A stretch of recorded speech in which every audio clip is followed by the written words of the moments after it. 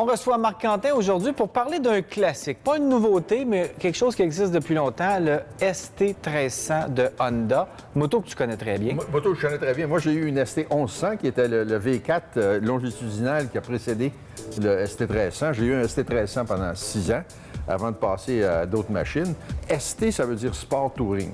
Il y a des machines sport tourisme qui sont orientées sport, Oui. comme par exemple la FJR 1300 de Yamaha. Il y en a qui sont orientées plus tourisme, comme la ST 1300 de Honda. Donc, c'est une machine où est-ce que tu peux régler la hauteur de la selle, trois hauteurs de selle, tu peux régler le pare-brise avec un moteur.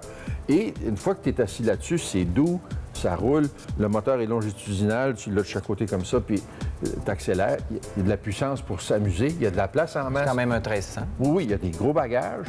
Et puis, il y a une très belle carrosserie, très efficace. Même si, comme toute moto, là, avouons-le, là, des fois, tu veux changer le pare-brise pour en avoir un qui est juste un petit peu plus haut, pour juste regarder un petit peu par-dessus. Mais celui-là, il est réglable en hauteur, donc c'est magnifique. Grosse valise, beaucoup de place de storage dans ces motos-là et des performances plus qu'honnêtes. C'est juste un petit peu lourd en ville, OK. Ça marche en ville, mais c'est un peu lourd. Mais une fois que tu es sur la grande On route... ne s'achète pas ça pour faire de la ville. On s'achète pas ça pour faire de la ville. pour partir en voyage quelques jours. Tu as absolument Faire du raison. touring. Et puis, tu te sers un peu du régime, ça tire. Le moteur a un beau son, le V4 a un très beau son. Et c'est confortable. Et puis l'autre chose, c'est qu'il y a une foule d'accessoires qui sont disponibles pour ces machines-là. Si tu veux, tu peux juste monter le guidon un petit peu.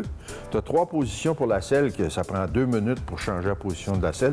Ça fait que tu peux lever la selle par rapport aux étriers. Et pour ça, être c'est des déplié. ajustements qui ont l'air de rien quand on en parle comme ça. Mais un petit pouce de différence sur 1200 km, ça paraît. C'est énorme. Tu as absolument raison. Et comme c'est pas un nouveau modèle chez Honda, bien, le prix est en conséquence aussi.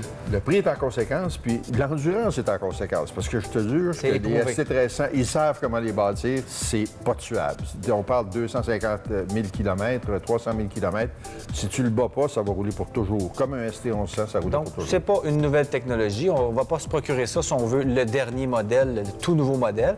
Par contre, on a quelque chose de fiable. Par contre, on a quelque chose de fiable, on a quelque chose de solide. Il y a beaucoup de place dans les valises.